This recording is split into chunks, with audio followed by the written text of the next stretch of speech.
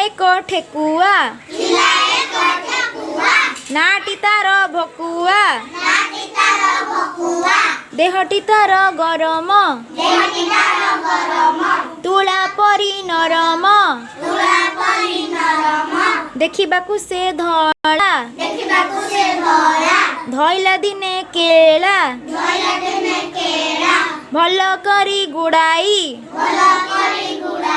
ମୁଣିରେ ଦେଲା ପୁରାଇ କେଳା ଘରକୁ ଗଲା କେଳୁଣୀକୁ ନେଇ ଦେଲା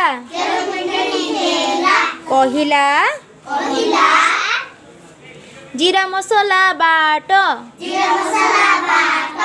ତାକୁ ଟିକି ଟିକି କରି କାଟ ଦେଇ ଲୁଣ ହଳଦୀ ତିଅଣ କର ଜଳଦି କେଳା ଗଲା ଗାଧୋଇ